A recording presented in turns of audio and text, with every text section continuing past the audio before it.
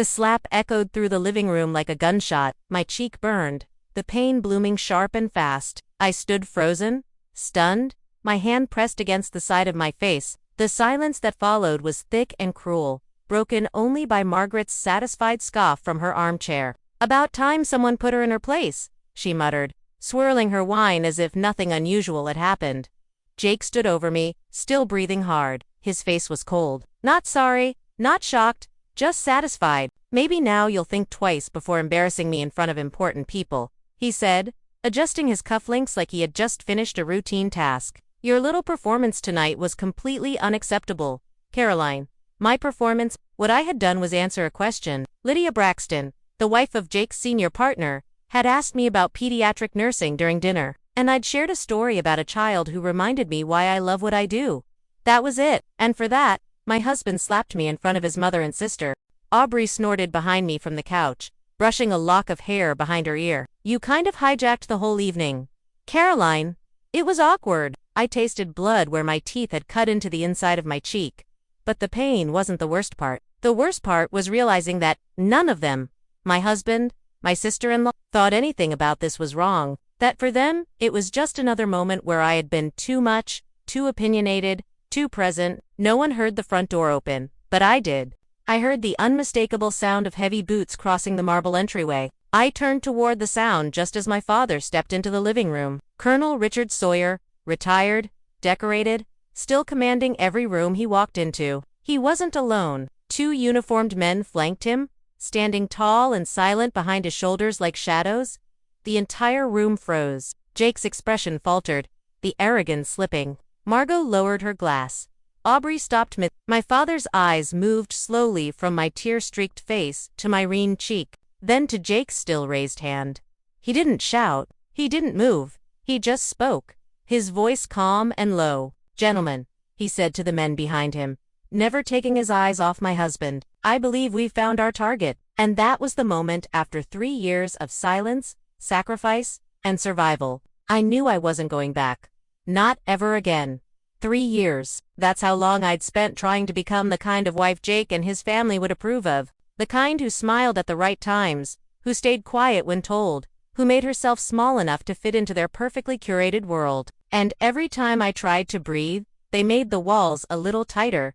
It started slowly. The subtle digs, the backhanded compliments, the moments Jake would say I wasn't presentable enough for certain firm events, or when Margot would comment on my clothes with a tilted head and a smile that did unreach her eyes. "Is this from Target?" she once asked, her fingers grazing the fabric of a dress I'd bought with my first real paycheck. "How practical." Jake had laughed. "Mom, not everyone shops at Nord's." I laughed too back then, because that's what you do when you're trying to be accepted. You laugh at the insults and pretend they don't sting, but they do.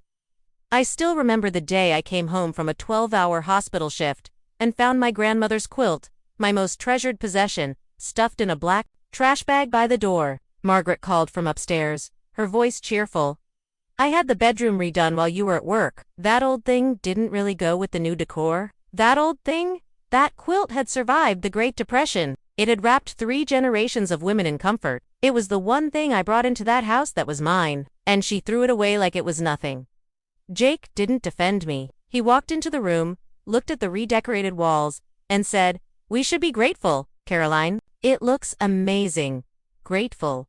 That word haunted me. I was supposed to be grateful that I lived in a house where nothing reflected me. Grateful that I gave up weekends to host parties for people who didn't know my name. Grateful that my job, my calling, was reduced to basic bedside care in front of strangers. Whenever I brought up picking up an extra shift or taking a certification course, Jake shut it down. What would people think that I can't provide for my wife? He didn't want a partner. He wanted a prop. A well-dressed, well-behaved wife who would smile and nod while he built his career on top of my silence. And for a long time, I played the role. I convinced myself that marriage meant compromise, that families always had friction, that if I worked hard enough, tried hard enough, they'd eventually see me. They never did. Not until the night everything broke. The night of the dinner party had started, like every other time I was expected to perform. Jake had been pacing since noon, checking his watch, adjusting his tie, making sure I understood how important everything was. "Don't embarrass me tonight, Caroline," Mr. Braxton is considering me for senior partner. I had spent hours preparing his favorite appetizer from scratch goat cheese and caramelized onion tartlets, arranged the flowers, polished the silver, and even changed my dress twice after Margot told me the first one was too pedestrian. Aubrey, as always, perched on the kitchen counter, offered commentary with her usual smirk. The flowers are too tall? They'll block conversation. She was always full of helpful suggestions. When the Braxtons finally arrived, I felt like I was on stage. Jake put on his best charm. Margaret floated around refilling wine glasses. And I tried to fade into the background until Lydia Braxton turned to me during dinner and asked with genuine warmth, "Carolyn, pediatric nursing must be such meaningful work. What drew you to it?"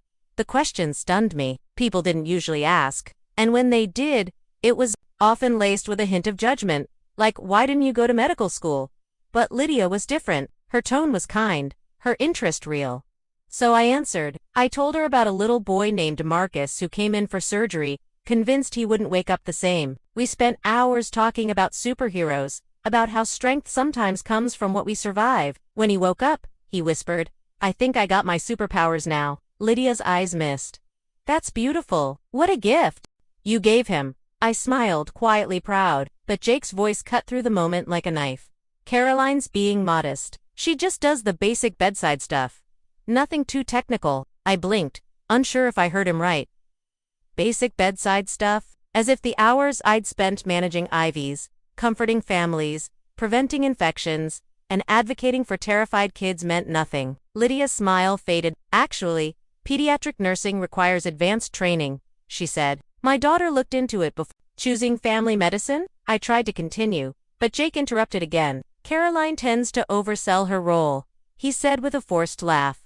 "You know how it is. Everyone wants to sound important." The table felt awkwardly quiet. Even Margot looked uncomfortable for once. But Mr. Braxton leaned forward, his voice calm. "Actually, Jake, I think your wife was sharing something meaningful." "Caroline, you were saying that." Moment being seen, heard, validated was so unfamiliar, it almost hurt. But I found my voice again. "He was 7, I said. And scared. I told him that sometimes people who go through hard things come out stronger. When he woke up, he believed that." Mr. Braxton nodded. "That Caroline is leadership." Jake's jaw clenched, and I knew then I would pay for this moment later. The Braxtons left with warm goodbyes, complimenting the food, the evening, and, surprisingly, me. The door had barely closed when Jake's smile dropped. "What was that?" he hissed, his voice low, but dangerous. I stood in the foyer, still, holding a serving tray. "What was what?" "Don't play dumb, Caroline. You completely hijacked the conversation. You made me look like I don't even support my own wife." I blinked. "I was answering a question. Lydia asked me about my job. She was being polite, and you turned it into a one-woman show." He stepped closer, his voice rising, despite himself. "You embarrassed me in front of my boss, in front of people who matter." Something inside me cracked. "I embarrassed you by telling a story about a scared child who found courage." Jake's eyes narrowed. "You forgot your place." Those 4 words hung in the air like poison. My place. Yes, your place is to support me, not make it about your little hospital stories. I laughed then. Short, bitter, surprising, even myself. "You want to talk about support, Jake? I rearranged my entire life around you. My work schedule, my weekends. I gave up promotions so I could host parties like this one. I've let your mother redecorate our house, throw away my things, humiliate me in front of guests. And tonight, I dared to speak for 60 seconds, and that was too much." From the living room I heard Margot's voice. "Told you she'd ruin it. She doesn't know how to behave in polite company." Jake didn't correct her. Of course, he didn't. "No, let her speak," I said, stepping into the room. "Let's make it a family affair." Clearly, everyone has thoughts about my role here. Margot sat like a queen holding court. Aubrey scrolled her phone with a smirk. "Caroline," Margot said, "you need to understand tonight wasn't about you. It was about Jake's career, about elevating his image, and you made it all about yourself. By answering a question, by stealing focus, a simple 'it's rewarding' would have been enough, because his accomplishments matter, and mine don't. For once in your life, couldn't you just be quiet and support me?" Jake snapped. I stared at him. "The man I once promised to love. Support you. I've supported you while shrinking myself to dust. And do you think tonight was about me not supporting you?" His face flushed. He raised his hand. And for the first time in our marriage, I didn't flinch. Do it, I said softly. Show them who you really are. And he did. The slap echoed across the room. Margaret laughed. Aubrey gasped, and then the front door creaked open. Measured footsteps. A voice like steel. Gentlemen, my father said, stepping into view. I believe we found our target. Colonel Richard Sawyer didn't raise his voice. He didn't need to. The presence he carried 30 years of military command. Calm under fire was more than enough to freeze the room in place. Jake slowly lowered his hand, his face draining of color. Sir, he stammered. I can explain. Can you? My father asked, his eyes never leaving Jake. Then please do. Tell me why you just struck my daughter in front of witnesses. It wasn't epi. It was just an argument. Things got emotional. Sergeant Maddox, my father said, without turning around. What did you observe? The younger soldier stepped forward with military precision. Sir, I observed the male subject with his hand raised in a threatening posture. The female appeared to have been struck. Visible swelling noted on the left cheek. 2 additional females in the room witnessed the event and failed to intervene. And you, Corporal Rivera? Same observation, sir. Thank you, my father said quietly. That'll do for now. This is absurd, Margot burst out. You can't just storm into our home with armed men. This is a private matter. No, Mrs. Blake, he replied coldly. This is a documented incident of domestic violence, and I've been watching it build for months. Jake turned to me. Well, you told him. I didn't have to, I said. He just knew. My father reached into his jacket and pulled out a thick folder. He placed it on the coffee table with deliberate care. 3 months ago, I hired a private investigator, he said. I started noticing things. The canceled visits, the bruises you explained away, the excuses, and I knew what I was looking at. Jake took a step back. You have no right. I have every right, Dad interrupted. You laid a hand on my daughter. You tried to isolate her. You chipped away at her sense of self, hoping no one would notice. But I did. He opened the folder and began laying out photographs, text messages, financial records, emails. Jake stared, mute. These documents were sent to your law firm this morning, my father said, along with a detailed report outlining your behavior. The firm has a strict clause regarding moral conduct. I imagine by now you've already been You're trying to ruin me. No, I'm holding you accountable. He turned to Margot. Your country club also received a copy.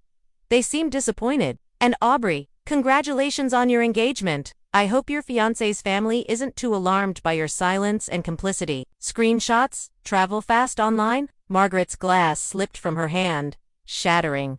You're destroying our lives, she whispered. No, my father replied. You did that all on your own. I'm just making sure the consequences finally arrive. He looked at me then. His eyes softened. Caroline, it's time. Pack your bags. Take only what belongs to you. I've retrieved your grandmother's quilt. It's safe now. How did you? I've had this house under watch for weeks, sweetheart. I know every corner, every secret. He held out his hand. Let's go home. I looked around the room one last time, at the man who hurt me, the mother who enabled him, the sister who watched it all, and laughed. Then I straightened my spine and walked toward my father. But I wasn't done just yet. 6 months passed. The pediatric wing of St. Augustine Memorial bustled softly in the early morning light. Monitors beeped in gentle rhythm. Nurses moved with quiet purpose, and the scent of antiseptic blended with the faint sweetness of flowers on the front desk. I had just finished my rounds, checking vitals, adjusting medications, comforting anxious parents when I heard the small voice call out, Nurse Sawyer, room 312 Emma, 6 years old, post-kidney surgery, wide eyes, tangled hair, missing her dog more than anything. I stepped into the room with a smile. What's up, sweetheart? She clutched her stuffed bear tighter. I can't sleep. My tummy feels weird. And what if Buster forgets me? I sat down beside her bed, took her tiny hand in mine. Oh, honey, dogs never forget the people they love. He's probably curled up by your bedroom door right now, dreaming about you. Really, really? And tomorrow when you go home, he'll be so excited to see you, that you won't be able to stop him from jumping all over you. She giggled, the sound soft and light. He always does that, even if I just go to school. Then you're definitely his favorite person. She nodded, content, and I stayed with her until her breathing slowed and sleep pulled her under. When I stepped back into the hallway, I checked my phone. A message from my father. Saw the news? Thought you should know. Attached was a link to a business journal. Headline: Blake Hastings Law Firm under investigation for misconduct. I scrolled through the article. Jake had been officially terminated, not just for the domestic abuse allegations my father had submitted, but for years of buried financial misconduct and mistreatment of clients. Former clients had begun organizing a class action lawsuit. The firm's name, once untouchable, was now mud. Another text came through. This time from my lawyer. Margate is offering full restitution plus damages if we settle out of court. Reputation, damage, social media, exile. Turns out, it's expensive. I didn't reply. Not yet. Instead, I walked to my office, and sat down behind the desk with my nameplate. Caroline Sawyer, RN Pediatric Nursing Supervisor. My promotion had come 3 weeks ago. The position I'd quietly worked toward for years. It came with a better salary, greater responsibility, and most importantly, a platform. I'd already started designing support programs for staff members dealing with domestic abuse at home. The statistics were heartbreaking. So many caretakers suffering in silence. A knock on my door pulled me from my thoughts. A young woman, maybe mid-20s, stood there shifting from foot to foot. Miss Sawyer, I'm Lisa. I'm new here, and I was wondering if maybe we could talk sometime privately. I saw the bruise on her wrist, half hidden by her sleeve. Of course, I said gently. My office is always open, or we could grab coffee. She nodded, eyes glassy. Coffee would be good, I smiled. Then let's do that. You're not alone, Lisa. Not anymore. 1 year later, the hospital's memorial garden was filled with soft music, spring sunlight, and the quiet murmur of people who had shown up for something different. Not a traditional wedding, no groom, no white aisle, just me standing beneath an arch of wildflowers, wearing a simple dress. I had chosen myself without needing anyone's approval. My father walked me down the stone path, his dressed blues pressed, his medals gleaming, just like at my first wedding. But this time, everything felt different. This time, I wasn't a woman trying to fit into someone else's world. I was a woman who had reclaimed her own. Friends, colleagues, patients, families, and even a few nurses from other departments filled the folding chairs. People who had seen me fall, get back up, and rebuild. Dr. Monroe, our chief of surgery, officiated. She had gotten ordained online just for this occasion, saying, every woman should get to stand up and make vows to herself, and that's exactly what I did. I, Caroline Sawyer, promised to honor my voice, to trust my instincts as to never again shrink myself to make others comfortable. I promised to keep growing, keep healing, and keep helping others find their strength. I promised to remember that I am enough exactly as I am. Applause filled the garden as I slipped a silver ring onto my own finger, a promised ring, a commitment to the most important relationship I'll ever have, the one with myself. At the reception held in the hospital cafeteria, which the team had transformed with fairy lights and donated flowers, I looked around and felt something powerful, love in its purest form. Colleagues who respected me, friends who valued me, people who had walked with me through the fire and out the other side. In the corner stood Lisa. No longer the nervous young nurse from a year ago, she was confident now, leading her own support group for healthcare workers facing abuse. Her smile said it all. Someone called out speech. I stood holding a glass of sparkling cider. 2 years ago, I thought my life was over. I thought I'd lost everything. But I learned something important. You can't destroy a woman who refuses to stay broken. The woman who was slapped, belittled, erased. She's still part of me, but she's not all of me. She's the version that taught me empathy, taught me strength. So, today, I'm not just celebrating freedom from a toxic marriage, I'm celebrating who I've become because of it. I raised my glass. Here's 2 second chances, 2 chosen families, 2 women who walk away from what doesn't love them back, to rewriting the story on our terms, and to anyone out there still finding the courage to take that first step. You are not alone. Your story isn't over, and you are worth every single chapter still to come.